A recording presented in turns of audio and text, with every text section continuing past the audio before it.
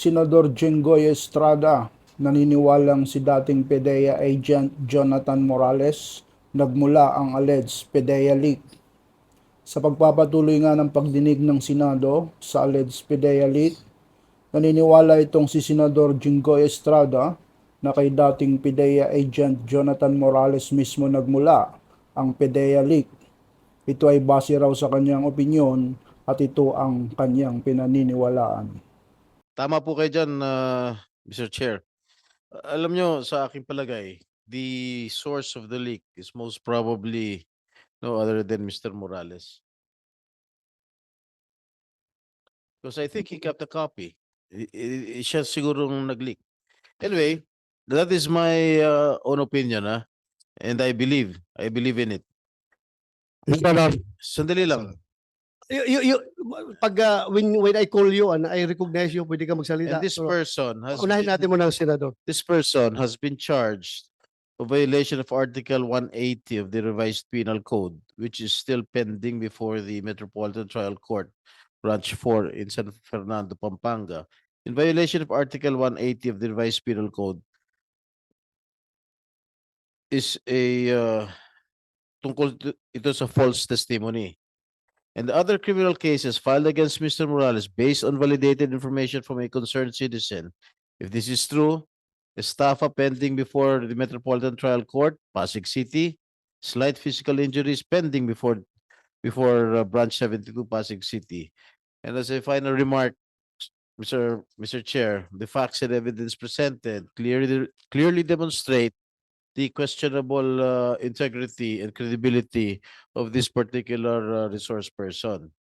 And the same evidence refutes all accusations against the Philippine Drug Enforcement Agency and its current leadership. And the statements given by this particular resource person against the agency and its current leadership are evidently perjurious, defamatory, and outright false. Base nga sa mga kasong isinampa dito kay dating PDEA agent Jonathan Morales, na kung saan ay naging questionable na ang integridad at kredibilidad ng kanyang pagkatao, na kung saan sa unang pagdinig ay siniwalat ni PDEA Director Lasso ang mga kinakaharap na kaso nitong si Morales. Please allow me to read a short statement conveying our support to this hearing, but our apprehension on one of the resource persons, Mr. Jonathan Morales. On April 9, 2024, I received a letter dated April 7, 2024 from Mr. Jonathan A. Morales pertaining to alleged classified documents which Morales claimed he initiated but were eventually left in his former office, the PDEA Intelligence and Investigation Service, upon his dismissal from PDEA. With his letter, PDEA conducted an investigation on the matter.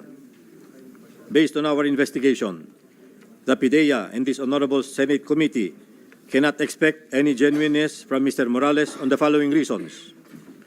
On the screen is his PDEA personal data sheet in the custody of PDEA. Morales misrepresented himself when he applied with PDEA in 2008 by intentionally omitting that he was previously charged and in fact dropped from the rolls or dismissed as a member of the PNP. He should have been dismissed earlier or denied employment by PDEA should his perjured statement in the personal data sheet that he submitted had been timely discovered. Under oath, Morales did not disclose that he was earlier dismissed from the PNP. Morales joined the PNP in 1993 and was dropped from the rolls twice. Mr. Morales was appointed in April 26, 1993, and a little over a year only, he was dropped from the rolls in April 25, 1994. After getting reinstated in the PNP on December 13, 1997, a gap of 3 years, Morales got suspended from July 1 to September 29, 2007, and again dropped from the rolls on August 28, 2008.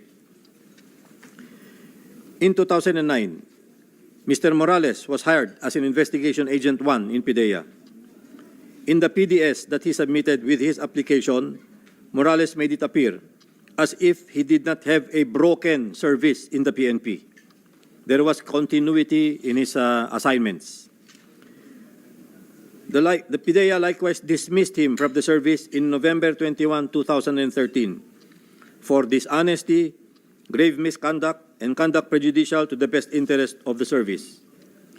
Attendant accessory penalties of cancellation of eligibility, forfeiture of retirement benefits, disqualification from employment in the government service, and bar from taking civil service examinations.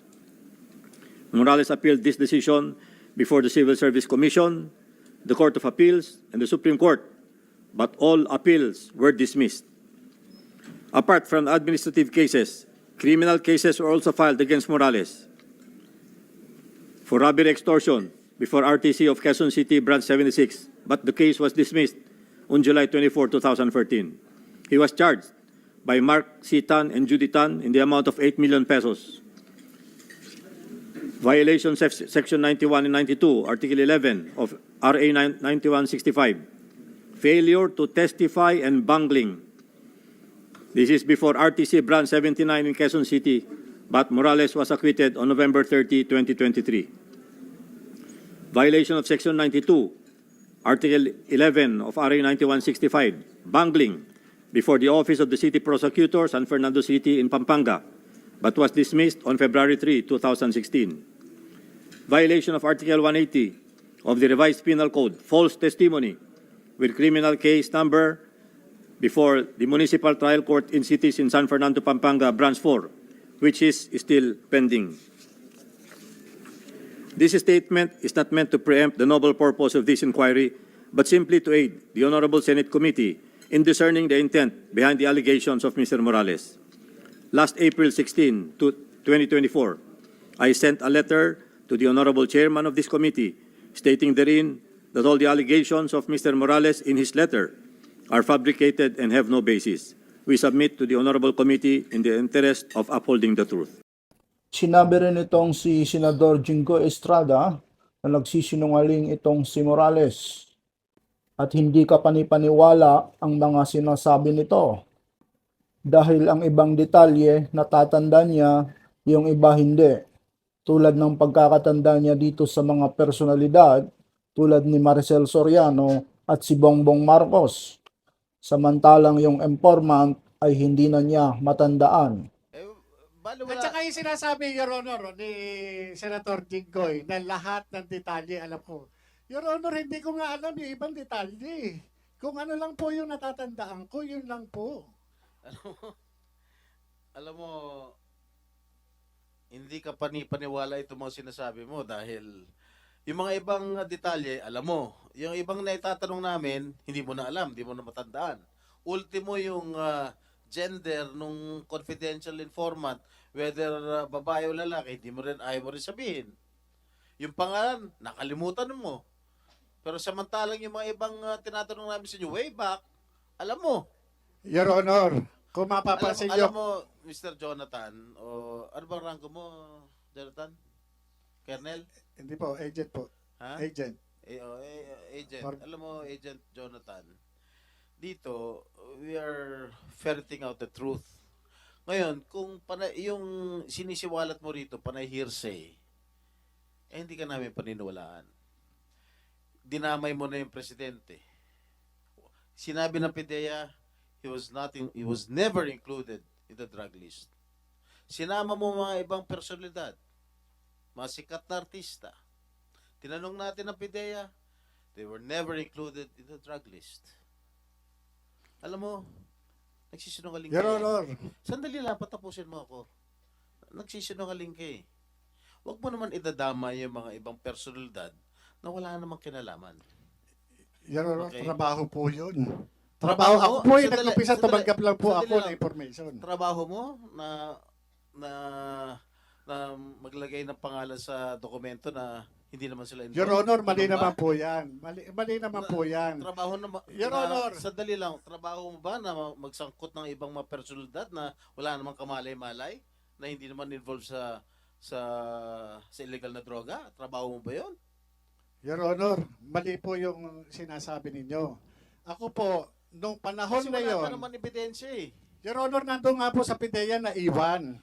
Naiwan. Sandali, Your Honor. tinatanong natin si PDEA eh. Miss